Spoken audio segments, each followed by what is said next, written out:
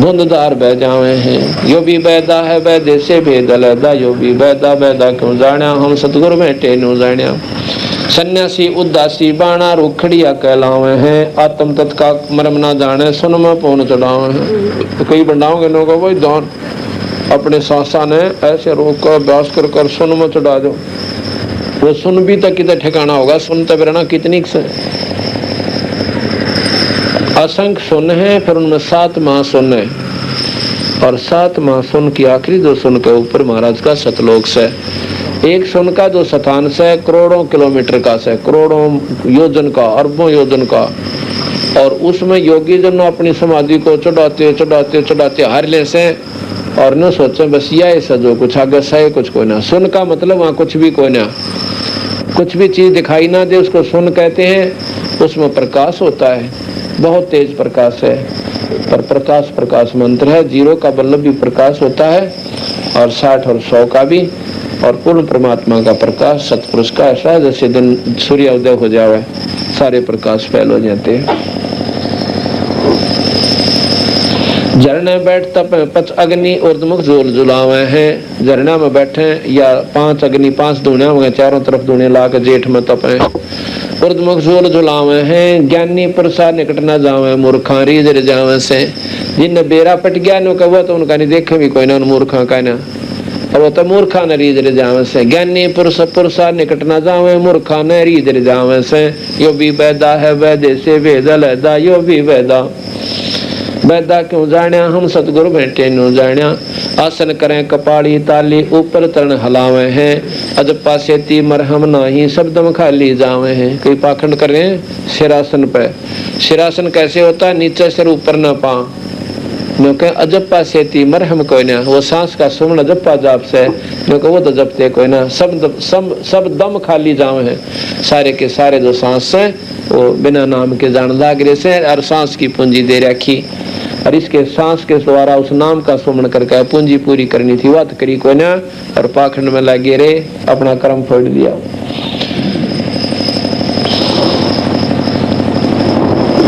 चार संप्रदा 52 द्वारे बैरागी अब आवे हैं। कूड़े बेख काल का बाणा संतों देख रसावे हैं। इनको साची कह दे तो काली मान जाते हैं, दुखी हो जाते हैं, और संतान देख के काली मानस से जो सतमार्ग बतावा उसका दूना दुश्मनी पैदा कर लेते हैं। कोथड़िया में हाथ दसोरे माला गुप्त फिरावे से, मन मक्के का फेर न जाना, सब दर साहेब दर नहीं जावे से। कहते हैं के करे हुए कोथड़ी रहेंगे इतनी लंबी, और माला उसमें नो के 1008 मणिया की ले रहा सोर न्यो मंडे रहेंगे, नाम नूम ना जपते हो गया बस न्यो करे अगला। महाराज कह जब माला इस ऐसी माला के जाप को कहते हैं कि माला फेरे हरी मिले तो मैं फेर दो सतीर, एक सतीर ने उथल जाऊंगा जहाँ उसमें भगवान पानता, और जब माला काट की है और उस काट की माला के फेरने से परमात्मा प्राप्ति होती है, तो एक बस सतीर ने उथल दे चले बेड़ा पार हो गया। तो बाबा महाराज कहे गलत साधना करते हो, इनको छोड़ के किसी संत के पास जाओ और उसका सतमार्ग पूछ लो, बेड़ा पार करवाओ।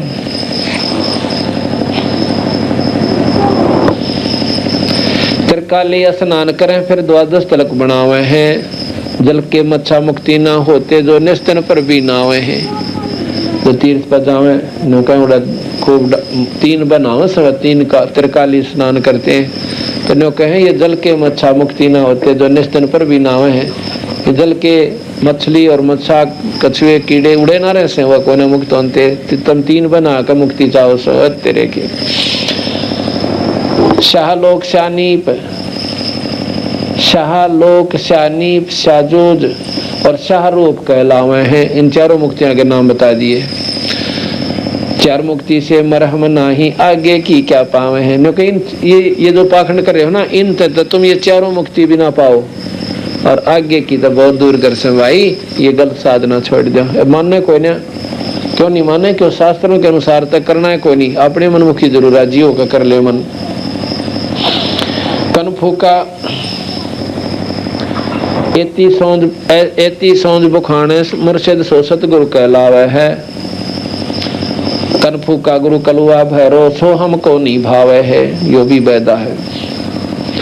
मौनी मूर्ति घड़ी ठठेरे कैसे आगी हृदय तेरे ऐरन पीठ हथौड़ों घड़िया जा ऊपर से घन सारा जड़िया। कहते हैं यो तेरे समझ में क्यों कर आ गई यो भगवान से आ मूर्ति जो ठठेरे ने उनका ऊपर मार मार मोगरे और उसमें सिद्धि करी हुआ उसकी मूर्ति का आकार दे दिया। कैसे आई हृदय तेरे यो भी पैदा है यो क्यों कर समझ में आ गई कि यो भगवान से या क्यों कर जच गई तेरे। अब हम कहें यो भगवान को ना तेरे नो क्यों कर तसल्ली हो रही है कि यो परमात्मा से ये बता कौन सी विद्या पढ़ी तने कहा है ऐसा कौन सा लक्षण है इसमें यो परमात्मा है। मौनी मूर्ति घड़ी ठठेरे कैसे आई हृदय तेरे ऐरन पीठ हथौड़ों घड़िया जा ऊपर घन सारा जड़िया।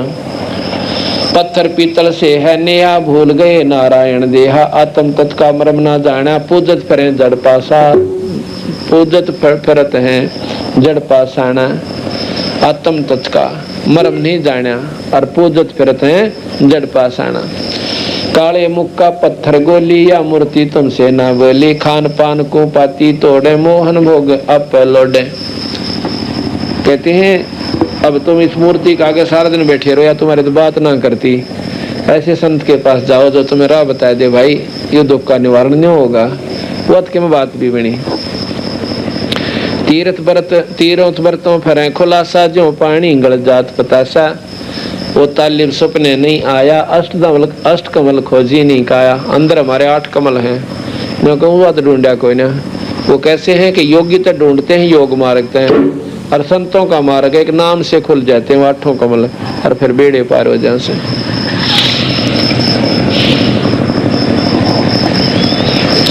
कार्तिक माह महात्म नाम गया पर आगों पिंड भरवावे रसना राम रटाना कोई अगले पछले सारी खोई। ओए रसना जीव तो भगवान बजा कोई ना कोई पिंड भरवान में राजी हो रहा है हर को कीता जा से जो कहे रसना राम रटाना कोई अगली पछली सारी खोई। यो भी वैदा है वैदे से वेद लैदा यो भी वैदा वैदा क्यों जाना हम सतगुरु बैठे नो जाना।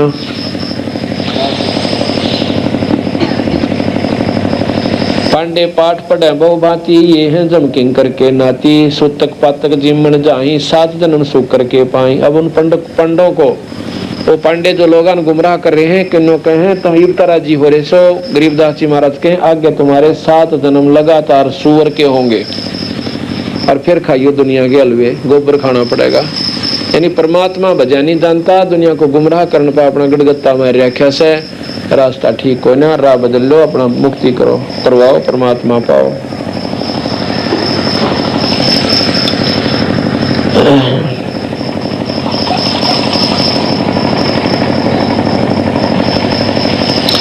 यो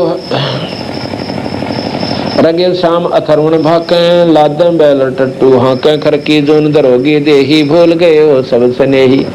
कहते चारों वेदान इतने मोटे मोटे ने गधे पर धर ले उस पर बैल पे और फिर 18 पुराण 6 शास्त्र उपनिषद विद्वान लोग शास्त्रार्थ करने के लिए बैल के ऊपर धर के ले जा करते थे तो उनके बारे में कहते हैं रग यजु शाम ये चारों वेदों के नाम है ऋग्वेद सामवेद यजुर्वेद और अथर्ववेद।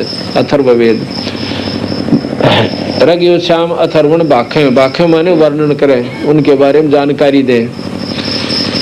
रग शाम अथर्वण बाखें लादें बैल और टट्टू हाकें खर की जून दरोगे देही भूल गए हो सब से नहीं के गधे बनोगे तुम उस नाम न भूल गए नाम के बिना मुक्ति कोई ना। साना मुर्का प्रहलाद पढ़ाया भक्ति हित पांडे नहीं पाया हरणा कुछ छाती तोड़वाई ब्राह्मण बाणा और कर्म कसाई। है कहते हरणा कुछ जाति तो ब्राह्मण और कर्म कसाई थे मुंडे।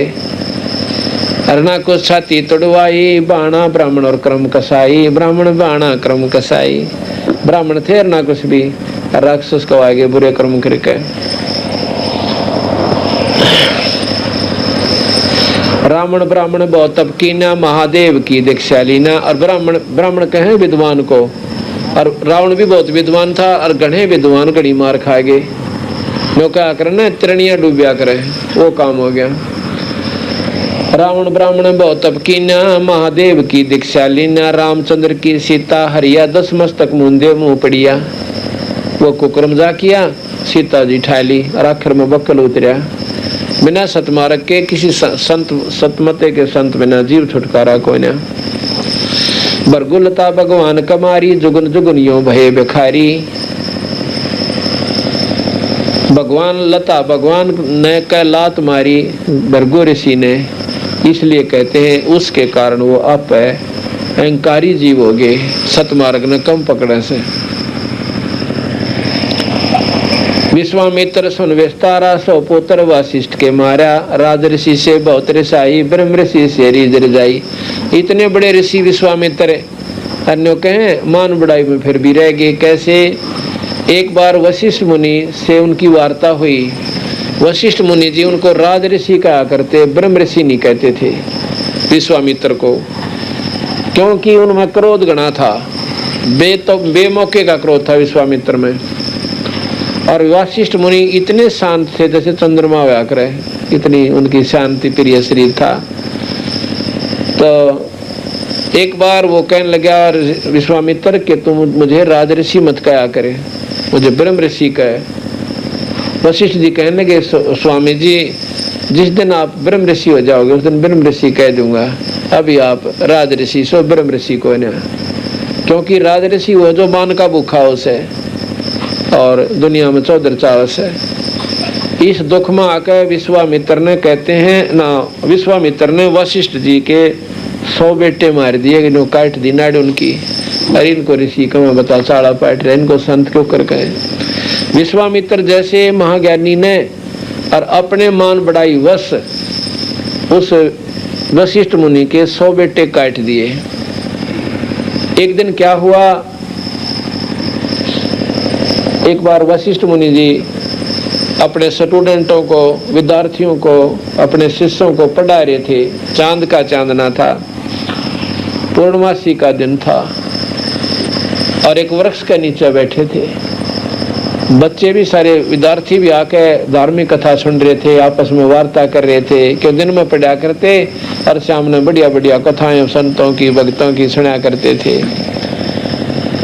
उनमें से एक विद्यार्थी खड़ा होकर कहता है कि गुरुदेव कहाँ बेटे, कि हमने बड़ा दुख हो रहा से। अरे क्या का भाई, कि विश्वामित्र ने हमारे 100 भाई मार दिए हैं, और हमारे पर बहुत दुख आवस है। ऐसे निकम्मे नीच आदमी ने ये क्या सोचा। तो वशिष्ठ मुनि कहे बच्चों ऐसा मत बोलो अपने बुजुर्गों के प्रति। अब देखो प्रेमियों, वशिष्ठ मुनि में कितनी ज्ञान था और कितनी उनके अंदर, इसको ज्ञान कैसे, इसको समर्थता कहते हैं, उनमें कितनी सहनशीलता थी। उससे के 100 बेटे मार रखे, फिर नो कहे उसके बारे में वो बच्चे जो गलत लागे बोलन, बेटा बुजुर्गों के प्रति गलत नहीं बोला करते, तुम नहीं जानते विश्वामित्र को, वो आत्मा का माड़ा कोई ना, पर उसमें क्रोध गणास है। और उस दिन क्या था, विश्वामित्र उस वृक्ष के ऊपर बैठ गया, बखतन जाकर चढ़ गया, यानी जब तक वो आए को ना थे वृक्ष के नीचे वो सारे विद्यार्थी और वो ऋषि जी। और न्यू सोचा था कि जब ये विद्यार्थी जा लेंगे, और वशिष्ठ मुनि बाद में बैठे रहते थे, काफी देर ध्यान मगन होते थे उस वृक्ष के नीचे। तलवार लेकर गया था कि आज विश्वामित्र की इसकी वशिष्ठ मुनि की नाड़ काट खाऊंगा, इसने बहुत तंग कर लिया, मैं मेरे को राज ऋषि का वैसे और ब्रह्म ऋषि ना कहता। तो उस बात को और ऊपर विश्वामित्र सुनने लग रहे इन बातों को। जब वशिष्ठ मुनि ने कहा कि न्यो ना को बेटा अपने बुजुर्गों के प्रति गलत ना बोला करते, और विश्वामित्र जैसा महान आत्मा कोई ना, उसका इतना सुंदर चेहरा, इतना सुंदर शरीर और बहुत ही योगी पुरुष है, पर भाई उसमें थोड़ा सा गुस्सा रह रहा है। जब उसमें गुस्सा ना हो तो पृथ्वी पर उसके बराबर संत ऋषि नहीं है। इस बात ने विश्वामित्र सुनकर और वह पानी पानी हो गया। अरे जुल्म इतना चाड़ा पाट दिया, इसे महापुरुष ने मारना आया, जिसके 100 बेटे मार काट रखे, उसकी फिर सराहना वो अपने मुंह कर रहा है, इसको महान आत्मा कहा करें। अपना छोटा सा कोई नुकसान कर दे उसकी 100 बुराई करेंगे हम। और उसने 100 बेटे काट दिए, फिर भी उनकी यथार्थता को नहीं बुलाया। विश्वामित्र ऊपर तय गिर गया, न्यो का न्यो पकड़ कर डाली ने डांक मारी और चरणा में पड़ कर विश्वावासिष्ठ मुनि के रोने लगा, बूंदी त्रियां फूट फूट के। उस दिन विश्वामित्र को वशिष्ठ मुनि ने कहा कि उठो ब्रह्म ऋषि, पहले राज ऋषि कहा करते उधर ब्रह्म ऋषि का कि ईब तुझे आत्म ज्ञान हो गया, तेरी आंखों में रोना आ गया, अहंकार खत्म हो गया, आज तू ब्रह्म ऋषि हो गया। और छाती से ला लिया। यहाँ के गरीबदास जी देखो कितनी परमात्मा कबीर से गरीबदास जी 10 साल के बच्चे ने ये वाणी लिखवाई थी और उन शास्त्रों को कति सारा को छाण कर दरिया से। वशिष्ठ मुनि विश्वामित्र सुन विस्तारा, 100 पुत्र वशिष्ठ के मारा, राज ऋषि से बहुत रिसाए, ब्रह्म ऋषि तो फिर रीद जाए, फिर अजी हो गए जब ब्रह्म ऋषि कह दिया। अब गरीबदास जी महाराज ने कितना तोड़ पाड़ रखा, उन शास्त्रों को सबको इकट्ठा आगे मतलब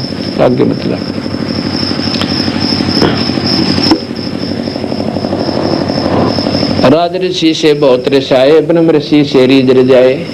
अब ये परमात्मा थे गरीबदास महाराज जी जिन्होंने सभी शास्त्रों को ज्यों का त्यों वर्णित कर दिया। और ये सुख सागर इतने मोटे मोटे वेद पुराण गीता उस परमात्मा ने अपने मुंह से ज्यों की त्यों लिख रखी है।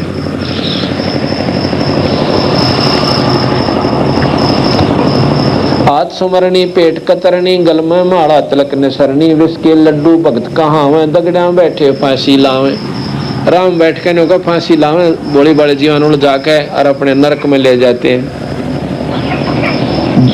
जूनी जीव उद्यान खसोटे, आत्म घोटे आत्मघात करें गल घोटे, जीव की दया दर्द नहीं आवे, ब्राह्मण हो कह कर चलावे। पोखर पीवत गऊ खदावे, हलकारे हो गांव फुकवावे। कई देखिए नो कहे फलाने का छोरे ना हुआ करते, उसकी औरत बोकाए दी, नो बोले गौवा के बाड़े में आग ला दे और छोर में आग ला दे, वह बड़ी बूझ जाकर आग ला दे।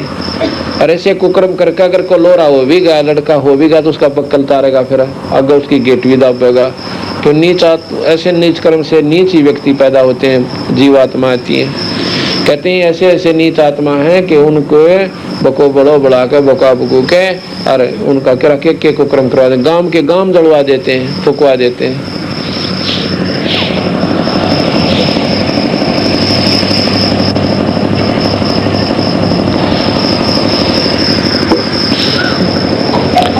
काचा पाका फूके फाके, गल्लड़ खाए और गुलगुल झांके, पेट पपोले, चोटी रोले, अडकारे और ठाडों बोले। कहते पहले अच्छा खा कर जब निकड़ा करते ना करते हैं ये पेट भरे, जिनको हम संत समझा करते इतना खाते, हाँ, और पेट पपोलते चोटी रोले और खाओ बडकार क्यों दड़ी पक्का खा के चला करते। उनके बारे में गरीबदास जी कहते हैं काचा पाका फूके फाके, गल्लड़ खाई और दुलदुल झाके, पेट पपोले, चोटी रोले, अटकारे और ठाडों बोले। यो भी बैदा है वैदे से वेद लैदा, यो भी बैदा वैदा क्यों जाने, हम सतगुरु बैठे नो जाने। अब मुसलमानों को खेच रहे बंदी छोड़, मुसलमान मद्दारी रोला भूल गए हैं मुर्शिद मौला, मस्त फिरावे पीरा, गल में लंगर लो जंजीरा। मुसलमान भी नो मद्दारी रोला से रास्ता ठीक हो ना इनका भी। 5 वक्त तो नमाज करे और सारा दिन भूखे मरे, शाम ने बकरी काट के खा ले, नो कहो के पन कमाया भाई, रोजे रह के बकरी मारी, यो क्यों दिन चलाया। सारा दिन व्रत रखे, सांझ ने बकरी काट के खा ली, बकरा इतने कहो के धर्म चलाया, ये भी मद्दारी रोड़ा बताया, रास्ता ठीक हो ले। ऐसे मुसलमान संत हैं जैसे शेख फरीद, बाजिद जी और मंसूर जी, जिन्होंने अपने आप को कुर्बान करना पड़ा परमात्मा पाने ही, और दूसरे का गले काट कर खाने से परमात्मा अल्लाह नहीं मिले।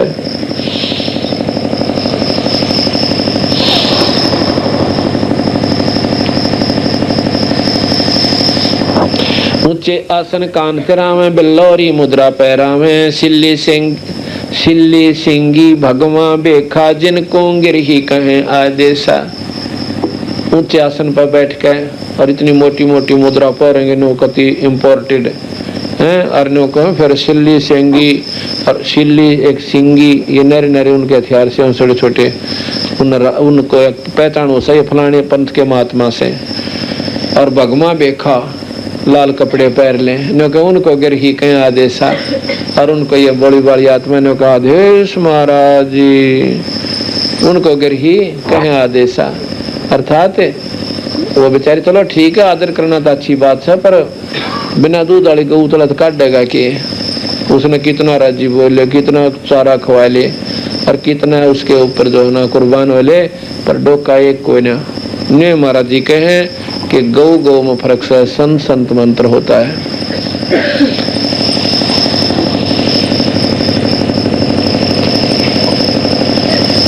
हिंदू और हरि बरहा धरे अवतारा जिनको भक्षण करें गवारा, वो तो भगवान विष्णु के तुम उपासक और सूर न खान लाग रहे। तो भगवान ने सूर का रूप दिया था, तुमने भगवान खा लिया, न सोच लो।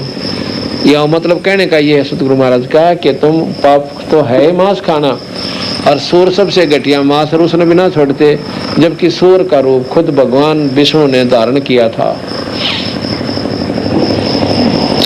अब मुसलमानों को लताड़ते फिर कहते हैं हक हक करते हैं, हक का 300 रोजे साबत रखा, सांझ पड़ी फिर मुर्गी मारी, उस दरगाह में होगी खवारी। सारा दिन तो रोजे रखे, हक हक करेंगे और शाम ने बकरी मार के खा ली। इस तरह की काजी खलक मुलक को देखा, देखो सब गट एक बाणा पेखो, गौ गौ बनासे आत्म खोरा, काजी मुल्ला गारत गोरा। जो गौ कटवावे आत्म खोर, कहते हैं दोनों के दोनों काजी और मुल्ला नरक में जाएंगे, गारत गोर हो जाएंगे। मुसलमान ईमान नम कीजिए, पर द्वारे गल छुरी न दीजिए, भोजन छोड़ रुधिर क्यों खाई, दया बिना दरवेश कसाई। कहे मुसलमान ईमान नम कीजिए और दूसरे की गले पे छुरी ना दीजिए। भोजन छोड़ रुधिर क्यों खाई, भोजन खीर खांड लाडू जलेबी दही दूध मक्खन है, इतना सेब संतरे इन छोड़ के और नुका रुधिर ये मांस क्यों खा, लहू न क्यों खा भाई। भोजन छोड़ रुधिर क्यों खाई, दया बिना दरवेश कसाई। बिना दया के दया के भगवान ये संत कसाई बराबर हो से, जिसमें दया नहीं वो गल काटे, और वो आत्मा महात्मा कोई ना, वो तो कसाई है। दया बिना दरवेश कसाई, यो भी बैदा है बैदे से भेद लैदा, यो भी बैदा बैदा क्यों जाना, हम सतगुरु बैठे यूं जाना। जैनी जोग भी जोगम साधा, भूल गए उस अगम अगाधा, बिना बंदगी झूठा रिश्का, वैसा पुत्र कहा वह किसका। अब जैनियों को कहें कि भाई वो सतमार्ग थारे तो भी कोई ना, अपना मुंह मूंद का और चल पड़े, परमात्मा को पाने का रास्ता वो नहीं है जो तुमने ज्ञान से, बहुत दूर की बातें हैं परमात्मा पाना। जैनी जीव दया बो बाणा, करता कर्म कहे अज्ञाना, जातत सेती एता होई, परमानंद लख्याना कोई। जैनी जीव दया नहीं बहु बाणा, अब मुंह पर पट्टी न्यों रखे हैं कि कोई जीव मुंह में भी सांस द्वारा ना चला जा, नंगे पैरा चलेंगे, हाथ में एक बालों वाला जैसे चौर ले लेंगे और चौर ने न्यों करते चलेंगे, कई जगह बैठेंगे जो वैसे झाड़ जुड़ के बैठेंगे। जैनी जन्म जैनी जोग जैनी जीव दया बहुबाना, और करता कर्म करे कहें अज्ञाना, और कर्म से ही कहते हैं प्रधानता दे रहे हैं। और जत से जातत सेती ऐसा होई, परमानंद लख्याना कोई। उस परमानंद का अपना बेरा कोई ना, सतमार्ग का अपना ज्ञान नहीं है।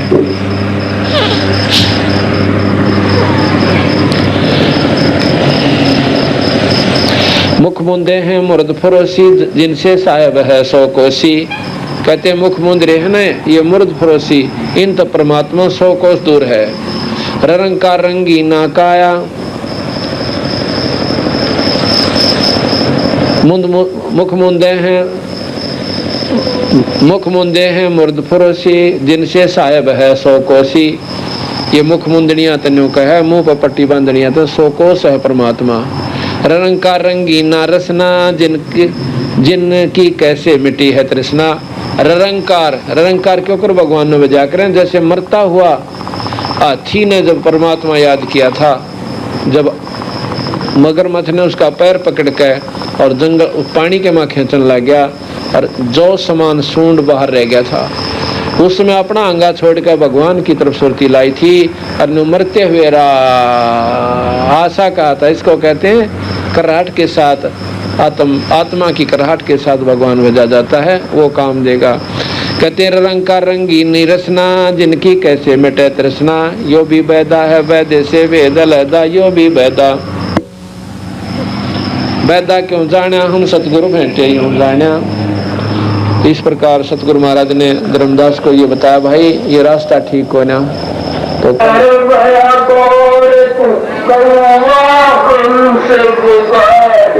मन तू चल रे सुख के सागर, जहाँ सबद रतनागर। मन तू चल जन्म तू राजा कीना, नती नमन की आसारे।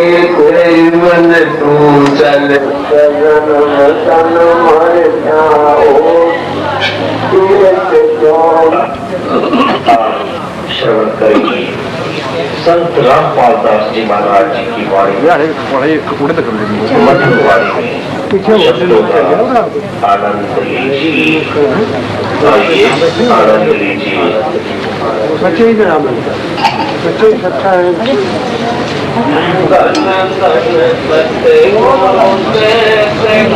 कबीर भगत की पीर मिटाने वाले, धन गुरु सात कबीर भगत पीर मिटाने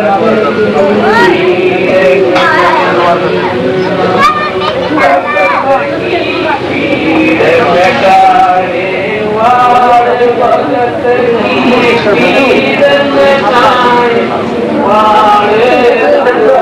गुरु सात कबीर भगत की पीर मिटाने वाले, धन सतगुरु सात कबीर भगत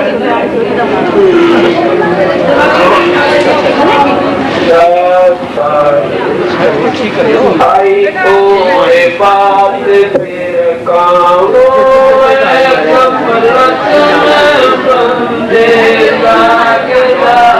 नमस्कार गुरु के नई, सुर नर मुनि जन साधवा, समतों सर्वस दीन।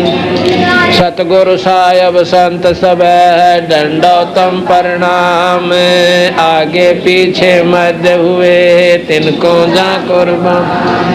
निराकार निर्विषम काल जाल भंजनम, निर्लेपम निध नीर गुणम, अकल अनुव्य सुन शकल समाना नीरतल, उजल हिरंबर अर्धमम दे परवा ऐथा है, वार पार नहीं मद। सुमर सद ओई गणनायक गलताना, करो अनुग्रह सोई पारस पद परवान। आदि गणेश मनाऊं गणनायक देवन देवा, चरण कमल लौलाऊं आदि शक्ति संगीत मृद सिद्धि दाता सोई, अविगत गुण अति निर्मोही जगदम्बा जगदीशम, मंगल रूप मुरारी तन मन अर्पो शीशम, भक्ति मुक्ति भंडारी। सुर नर मुनि जन ध्यावे, ब्रह्मा विष्णु महेशा, शेष सहस मुख गण। ओ जय आदि गणेशा, इंद्र कुबेर सरीखा, वरुण धर्म राम, समर्थ जीवन इच्छा फल पाव। 33 कोट अदारा, ध्याव से 88, उतर बहुजल पारा। कट है यम की फांसी, 33 कोट अदारा, ध्याव कट है यम की फांसी, सत साहिब। जैसा कि आप कल के रात्रि के सत्संग में सुन रहे थे कि धर्मदास जी जो कि राम और कृष्ण भगवान विष्णु शिव के बहुत ही तगड़े उपासक थे,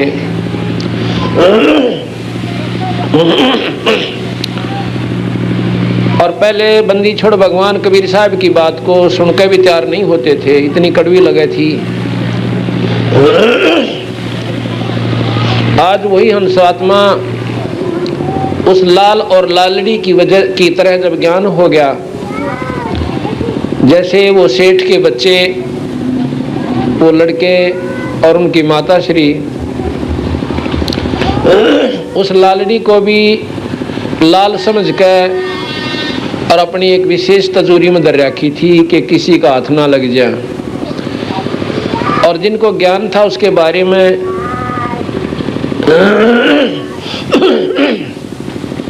जब उन बच्चों को लाल और लालड़ी के अंतर का ज्ञान हुआ, उस दिन उन्होंने, उन बच्चों ने ही खुद अपने माँ के उन जूठे लालों को यानी लालड़ी को, जिसको माता जो है लाल समझ के अपने पास रखी हुई थी, बाहर भगा दिए उठा के।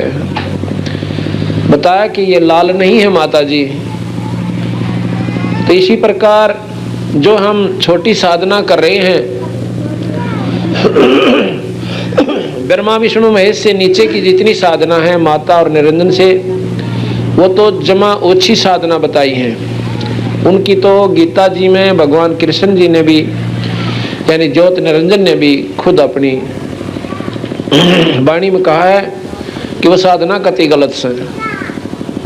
और उनसे ऊपर जो ब्रह्मा विष्णु महेश ज्योत निरंजन आदि माया तक की साधना है, उनके बारे में कबीर साहब कहते हैं कि प्रथम तो धर्मदास तुमने राह का बेरा को ना मार्ग नहीं ज्ञान आपको, तीर्थ व्रत करने से आपको कुछ भी हासिल नहीं होगा, और ना ही गीता जी के ज्ञान पाठ करते हैं और ना ही पत्थर की मूर्ति की पूजा से। अगर ब्रह्मा विष्णु महेश की भी आप साधना करने चाहते हो तो प्रहलाद की त्रियां करो। क्योंकि प्रहलाद जी ने कब मंदिर में गए और कब आई वो व्रत रक्षा, एक नाम ही जपया करते थे। इसी प्रकार ध्रुव जी एक नाम का आसरा लेकर भगवान श्री नारद जी तय और नाम का जाप किया, उनकी मुक्ति होगी। और यही हम कहना चाहते हैं कि तुम्हारी ये सारी साधना गलत है, सीधी 84 में जाने की है। यदि आपने इस 21 ब्रह्मांड में भी थोड़ा बहुत राहत चाहिए तो नाम का आसरा ही आपको काम देगा। जैसे रामायण के अंदर तुलसीदास जी प्रमाण देते हैं कि कलयुग केवल नाम आधारा और सुमर सुमर नर उतरो पारा। जब हम रामायण को इतना अच्छा शास्त्र मानते हैं आप जन, और उसके बावजूद नाम न भूल गए और अच्छी साधना कर रहे, ये किसने बता दी? ये गलत लोगों ने आपको गलत रास्ता बता दिया। कबीर साहब भी कहते हैं कलयुग में जीवन थोड़ा है, भाई कर लो बेग संभार, योग साधना ना बन सके केवल नाम आधार। योग साधना नहीं बनेगी क्योंकि जन्म थोड़ा जीवन थोड़ा। पहले कहते हैं सतयुग में 1,00,000 वर्ष की आयु होती थी इस मानव शरीर की, स्त्री या पुरुष की। तो उस समय लोग योगी जन योग साधना करके, क्योंकि वातावरण ठीक था, इतनी वातावरण में दूषिता नहीं थी, मलिन विचार लोगों के नहीं थे, इसलिए वो मलिनता भी नहीं थी।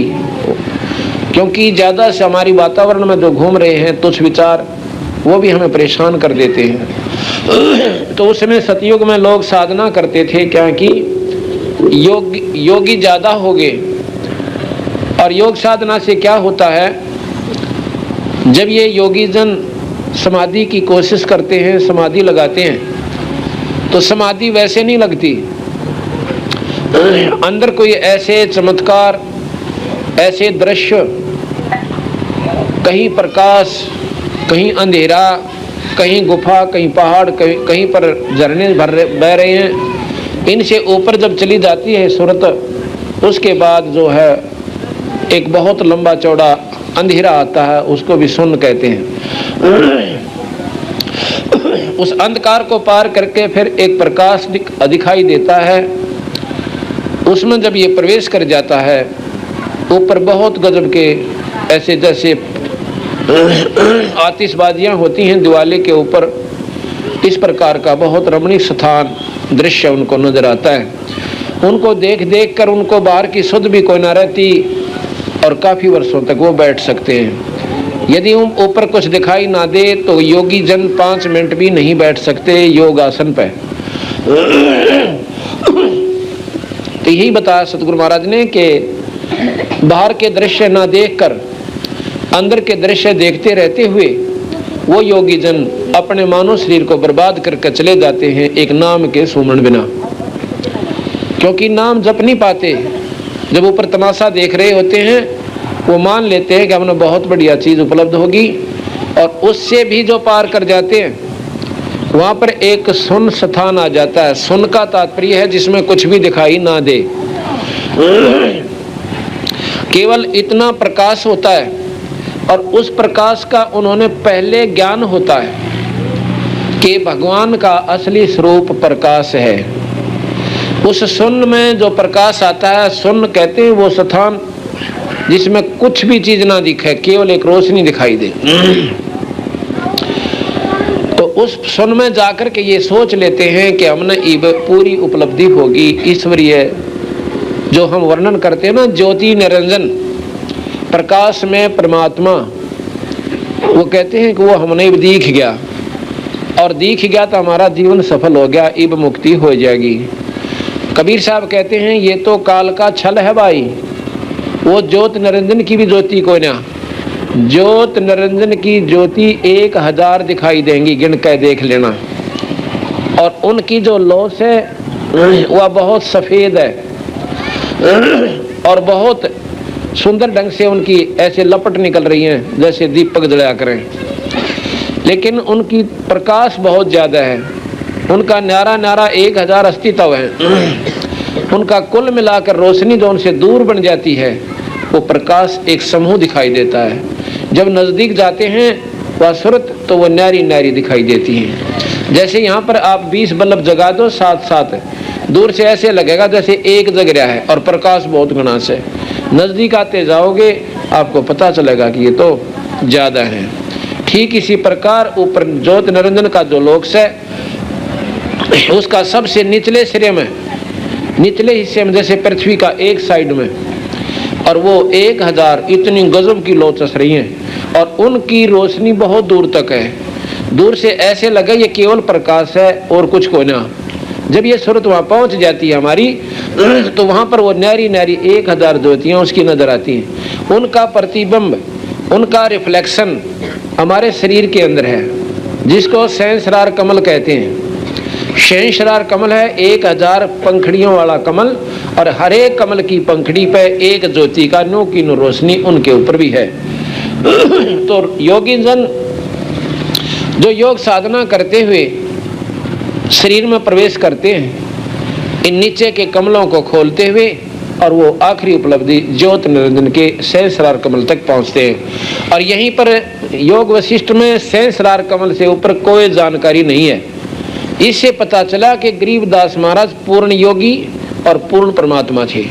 उन्होंने सहस्रार कमल से आगे फिर बताया कि आगे तो बहुत घने कमल से जो तुमने बेरा भी कोई ना, ये ज्यों के त्यों बता दिए, कदे नो सोचा कोई, वो तो एक अनपढ़ आदमी थे, जमींदार से थे, उन्हें क्या बेरा होगा योग साधना का। तो हमारा विश्वास कौन बनाओ इन बातों का। अगर बंदी थोड़ी शरीर में खोल कर ना धरते इस ग्रंथ साहब में, हाँ बिन्नू सोता हो सकता है उन्हें ना ज्ञान हो, वैसे तो के मार दिए ऊपर के, पर जब अंदर के योगी फेल कर दिए और अंदर की नाड़ी नाड़ी गिन के दर्दी बंदी छोड़ने, तो जो पेटा भर गया, यानी विश्वास हो गया कि जो आगे बात बताई से वो भी 100 की 100 सत्य है, गलत कोई ना। अब जैसे कोई व्यक्ति रोहतक से दिल्ली गया हो और एक गया हो पीरागढ़ी ताई या बहादुरगढ़ तक, तो बहादुरगढ़ तक के जो स्टेशन आते हैं और जो दिल्ली तक व्यक्ति गया है वो सारे बताता है कि जैसे पहले इस्माइला आवेगा, फलाना आवेगा, कोई खरावड़ा होगी, इस्माइला, फिर बहादुरगढ़, और दूसरा ये कह कि इससे आगे भाई ये भी सही, ये भी बता दिए और आगे और बता दिए। तो उसकी बातों को स्वीकार करना पड़ेगा कि भाई जब ये सच्ची बताने लग रहा शायद आगे की भी सच पाऊंगी। इसी प्रकार बंदी छोड़ भगवान ने प्रथम तो 3 लोक के शास्त्र बड़े प्रेम से लिखे, ऐसे लिखवाए कि जो की ज्यों की त्यों सुख सागर में मिला के देख लो भगवान कृष्ण की लीला। असुर निकंदन रामायणी में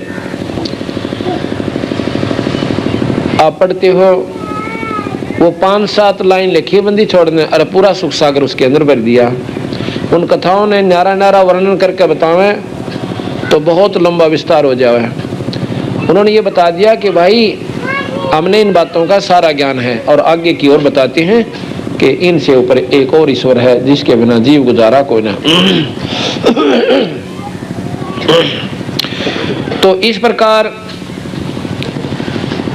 जब ये सुन स्थान पर पहुंच जाती हैं ये आत्माएं, इनकी सूरत, उनको सत्य मान लिया कि अब हमने पूर्ण ज्ञान हो गया और पूर्ण उपलब्धि होगी। महाराज जी कहते हैं अभी तो कुछ भी ना हुआ तुम्हें। तो इस प्रकार कबीर साहब ने बताया है कि हम आपको उस पूर्ण परमात्मा सतपुरुष के बारे में जानकारी देते हैं। तो धर्मदास जी पहले तो कति ना माने था और फिर ने कहा महाराज बिल्कुल सत्य बात है, अब तो ये साधना करने को दिल भी कोई ना करता, इससे अच्छा तो नो के नो मर जाए वो बढ़िया। जब हमने कुछ लाभ ही नहीं होना, चलो मान लिया बड़ी बात, हम स्वर्ग में चले गए, बहुत बड़ी बात पर बनाते। यहाँ पर आखिरी लास्ट उपलब्धि, आखिरी उपलब्धि, लास्ट अचीवमेंट यानी स्वर्ग है। और स्वर्ग में चले गए, अपने पुण्य खा कर वापस आ गए। तो गरीबदास महाराज के स्वर्ग हमने भी देखा पर अपना मन को नहीं लग गया, यानी अपना वहां पर दिल को नहीं लग गया कि ये तो फिर उल्टे जाएंगे खा के अपनी कमाई ने, और फिर कुत्ते की जूनी पाएंगे, अपने बस का कोई नहीं स्वर्ग में। हम तो स्वर्ग तो ऊपर जाएंगे।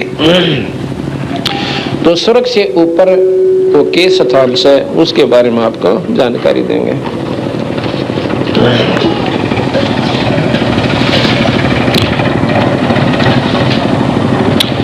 धर्मदास पूछने लग गया महाराज जी इसके बारे में तो हमने कति ना ज्ञान था, आप हमें ये बताओ ये काल के सौदा है, और हम जब हमने न्यों मालूम है हमारे को कि बेटे हमारे को ना, ये पुत्र हमारे नहीं, यानी लड़की हमारी को ना, पति पत्नी हम आपस में एक दूसरे के नहीं है। क्यों नहीं है? क्योंकि आज मेरा शरीर छूट जावे कल मेरा कुछ भी कोई ना। कहते हैं नित प्रलय में नित मर जाई, और भाई पिंड प्रलय में देह धराई।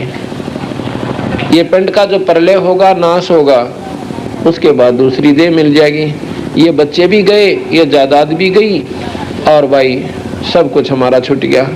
अर्थात ये दुख सूखा धोखा, चौड़े में चौंद जैसे कहा करे ना, अब दिन में चौंद ला रखी से इस कालवली ने। और चौंद किसी का लागी हो ना, उसको पूछियो अपने घर के दौरे का निकल जाएगा, उसका तसल्ली ना होगा कि वो हमारा घर है। अर्थात इसी प्रकार काल ने ऐसा बांध दिया, ऐसी चौंद लगा दी, हमें विश्वास नहीं होता कि कबीर साहब जो बात बताएं वो सत्य है। अब हम आपको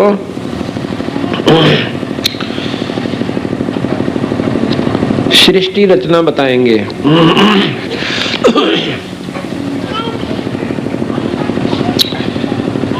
आपको सृष्टि रचना समझाते हैं। गरीबदास महाराज जी से एक भक्त ने पूछा ऐसे ही, तो उन्होंने भी यही एक आरती में अपना वर्णन दिया, और यही कबीर साहब ने गरीब धर्मदास जी को बताया। क्या बताया? अदली आरती अदल पठाऊं, योगन योगन काले खा ल्याऊं, जा दिन नाथे पिंड नहीं प्राणा, नहीं पानी पवन जमी असमाना, कच्छ में चकूरम ना काया, चंद सूर ना दीप बनाया, शेष महेश गणेश न ब्रह्मा, नारद सारद ना विश्वकर्मा, सिद्ध 84 ना 33, 9 अवतार नहीं 24, 5 तत्व नाही गुण तीना, नाद व्यंद नाही घट सीना, चित्रगुप्त ना कृत्रिम बाजी, धर्म राय ना पंडित काजी, दोनों कार अनंत युग बीते, जा दिन कागज को किन चीते, जा दिन थे हम तख्त खवासा, तन के पाजी सेवक दासा, संख युगन परलो परवाना, सतपुरुष के संग रहाना, दास गरीब कबीर का चेहरा, सतलोक अमरापुर डेरा, दास गरीब कबीर का चेहरा, सतलोक अमरापुर डेरा।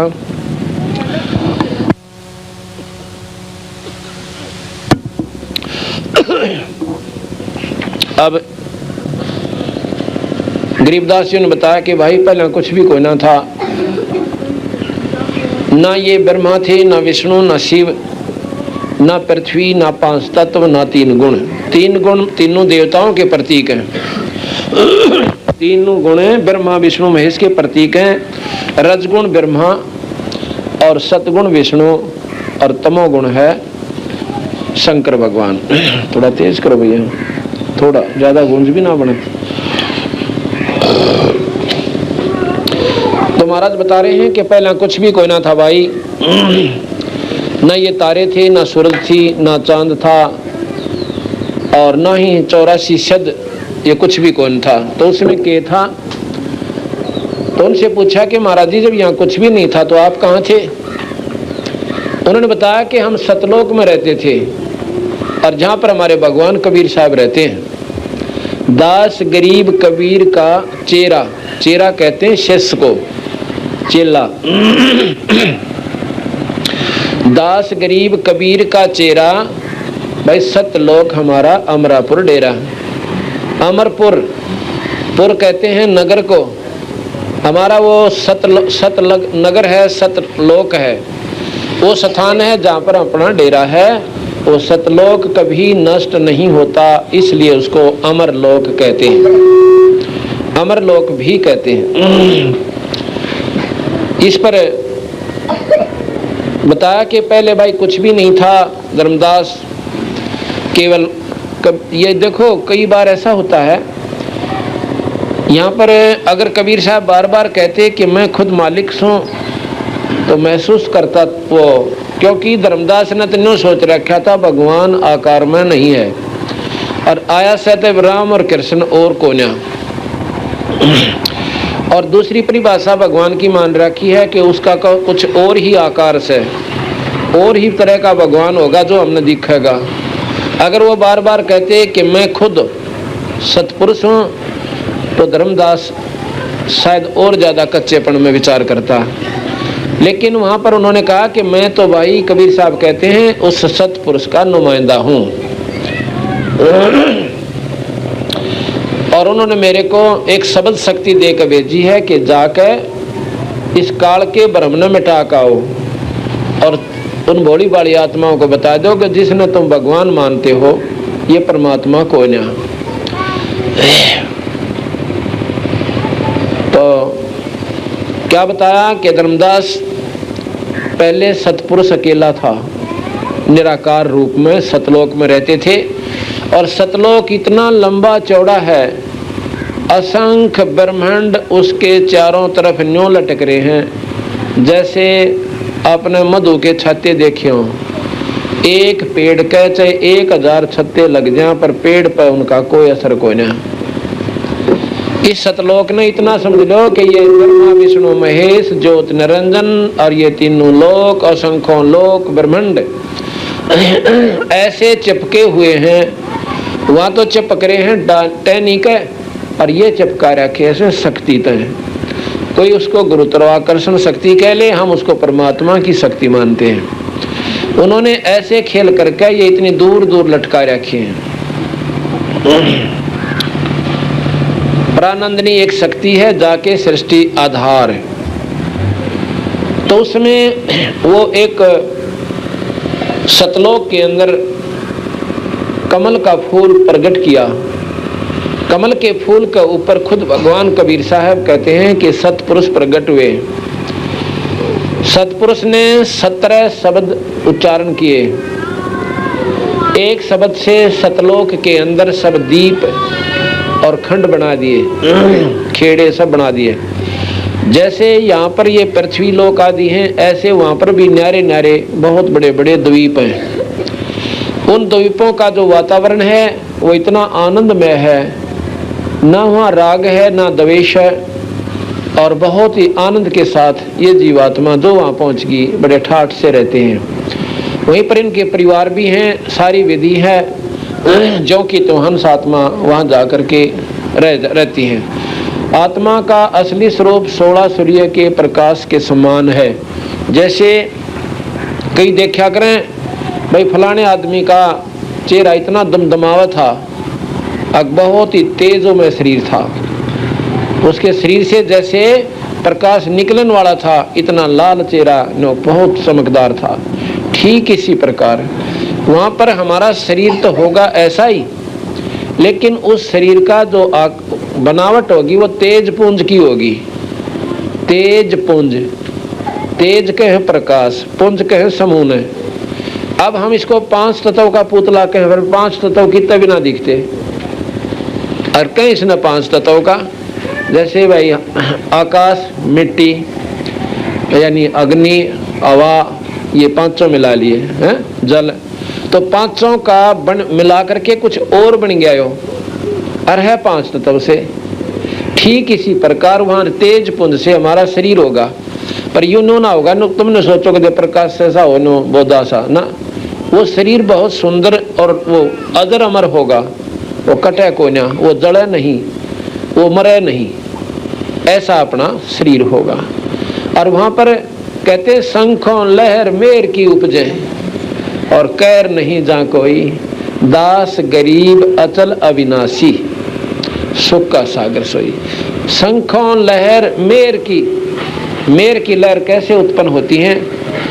एक बार मन इतना खुश हो जाता है कई बार कि दुश्मन भी अगर उस समय पर आ जा तो उसने छाती गला सकता है। वो एक मेर की लहर थी, एक रजा थी ईश्वर की, उस समय उसने दुश्मन और मीत नहीं दिखा था। और जब वो लहर चली जाती है फिर उसने मनमाना मुकदमे कर दे, रोला मचा दे, भुंडी बोले, बुरा तरह बोल पड़े, वो काल की रजा थी, मेर थी, वो लहर थी। तो हमारे ऊपर काल की लहर 99.99% से इतना दबाव अपने ऊपर है, और उसमें से 0.01 एक बार उनका ऊपर आवास है जो मालिक की शरण में है। और जब हम सतगुरु शरण में आ जाते हैं फिर हमारी यह मेहर अपने आप दया उत्पन्न होने लग जाती है, काल की रजा घट जाती है, दयाल की रजा बढ़ जाती है, काल का दबाव घट जाता है, सतगुरु की रजा बढ़ती चली जाती है। तो एक छोटी सी बात को सुनकर आत्मा भर का आवश्यक धनु खूब रोए लो बैठ के, दुख देना तो दूर रहा, यानी और का दुख भी ना देखा जाएगा, ऐसी भावना अपनी होती चली जाएगी। तो जब हम कति स्थिति पर आ जाएंगे, कोई छोटी सी बात कहेगा हम रो सकते हैं, लड़ा कौन जा, वह स्थिति जब अपनी आ जाएगी, जब हम ऊपर जान जोगे हो जाएंगे और अपना सुमन करता रहे, सुमन न छोड़ा कोई ना, ये स्थिति अपनी। तो वहां जाकर फिर वो जो कि तो अभ्यास किया हुआ निर्मल की हुई आत्मा वो ऊपर जाएगी, वहां जाकर तो फिर सारे एक दूसरे से ऐसे एक तो भी ज्यादा प्रेमी पाओगा। तो सारी हंसात्मा उनको जब यहाँ से निकल जाती है ना, इसको बाढ़ माते हैं, और जो भंवर गुफा को पार करके या ऊपर न मुँह काटे से सूरत नो एकदम पकड़ के खींच लेते हैं वहाँ के अंश से, और नो छाती गला ले, अरे तेरा बोला निकड़ा बीमारी माते। और यहाँ से हम MLA MP बनकर राजी हो, जैसे अकबराना के बन गए, और फिर कहें कुत्ते की दुनिया में जाओगे, ये तुम्हारा भूल भुलैया ला रखी से। तो इस प्रकार उस सतलोक में बहुत गजब की सृष्टि है। और जो वहां भी नहीं रहना चाहते ना, सतलोक में भी जिनका नहीं न सोचेंगे हम तो वैसे निराकार यानी अपने ऊपर जाएंगे, तो वहां फिर 3 लोक और से वो अभ्यास फिर वहां करना पड़ेगा अपने। पर हमने सतलोक बहुत गणा से वहां से ना वापस आना, इसको बाढ़ का बेरा पट गया को धक्के तो देगा ना, और जब भी नहीं आएंगे हम, या गारंटी वाली यदि इतने दिखे से। अब पहले हम मान ले पढ़ा करते, कीचड़ में खेलते अंडा करते, और जैसा भी अपना घर था मुंडा सुंडा उसमें लौटे रहा करते। अब नौकरी लागी चंडीगढ़ में, और चंडीगढ़ से ट्रांसफर हो जाए नू में, आदमी 100 बार रोए है और 100 कोशिश करे मेरा छुटोड़ा ना लगे, ड्यूटी ना लगे, वहां पर मेरी नौकरी ना लगे। और पहले उससे भी गंदे स्थान पर रहा करते थे अपने घरों में। तो इसी प्रकार जब हम उस स्थान पर पहुंच जाएंगे ना, नीचे झांकने जी को ना करे, आना तो दूर की बात रही, इतना डर लगेगा। जैसे एक बार धर्मदास जी को कबीर साहब ले गए थे वहां पे, अरे बोला धर्मदास तेरे जचे ना थी इसका, यह बात महाराज जी कहें ऐसा चीज है। ऊपर जाके और इतना आनंद आ गया ने बोला महाराज जी मन तो भी यहीं रहने दो, अगना भाई वापस जाना पड़ेगा धर्मदास, भजन कमजोर रह गया तेरा, भजन बढ़ा तू अपना, ये सुमन कर सतनाम का और सार नाम का, भाई फिर मैं तुझे लाऊंगा। तो वहां रोन लग जा, पैर पकड़ कहने का मत गालो महाराज, हुआ तो जम की नगरी से, तो मैंने राख लियो महाराज हमसे बिगड़ी है, हम तो नीच आत्मा है, हमने यही राख लो।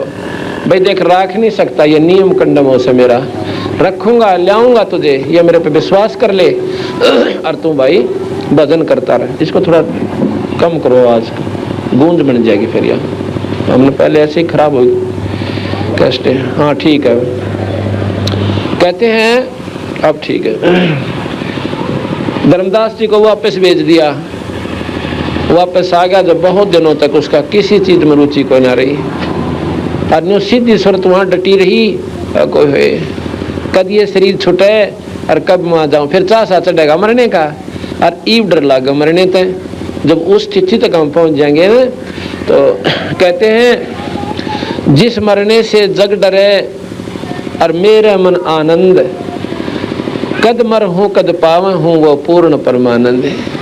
फिर न होगा कि कद छूटे इसको बाढ़ते पीछा, पर जब तक हमारे ऊपर यह अज्ञानता की चौंध से कालबली का दबाव है, इतना मरण तक पूरा डर लगता रहेगा। और भजन करते रहो, इस डर में भजन ज्यादा बन जाएगा। दोनों काम, दोनों हाथ हम लाडू हैं। इस डर में भजन ज्यादा बनेगा और फिर अपनी मुक्ति हो जाएगी। तो क्या हुआ कि कबीर साहब ने, वो सतपुरुष ने, कबीर साहब क्यों कहते हैं बार बार, क्योंकि विष्णु की महिमा गाते हुए कृष्ण की महिमा गा दें तो एक का बात सच्चे कृष्ण जी कह लो और चाहे उसने विष्णु जी कह लो, उसमें कोई अंतर कोई ना। तो सतपुरुष ने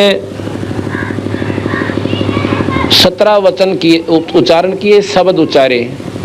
एक शब्द से सारी सृष्टि रच दी वहां की ऊपर की, और उनमें फिर 16 अपने पुत्रों की रचना की। पहले शब्द से दीपलोक आदि सब रच दिए। दूसरे शब्द से कूर्म की उत्पत्ति हुई, और तीसरे शब्द से ज्ञानी, ये उनके पुत्र हैं, उनके नाम दे हैं कूर्म, ज्ञानी, विवेक, और 5वां तेज, 6ठा सहज दास, 7वें संतोष दास, 8वें सुरत, 9वें आनंद, 10वें शब्द से अक्षमा, 11वें शब्द से निष्काम, 12वें शब्द से जलरंगी, और 13वें शब्द से अचिंत, 14वें शब्द से प्रेम, 15वें शब्द से दयाल, और 16वें शब्द से धैर्य, और 17वें शब्द से योग संतान। ये 16 पुत्र सबसे प्रथम सतपुरुष के हुए शब्द से। इनको नाद पुत्र कहते हैं, जो शब्द से बनते हैं। नाद, नाद कहते हैं शब्द को। इन 16 के 16 को न्यारे न्यारे दीप दे दिए, ये उनमें रहने लग गए। तो सतपुरुष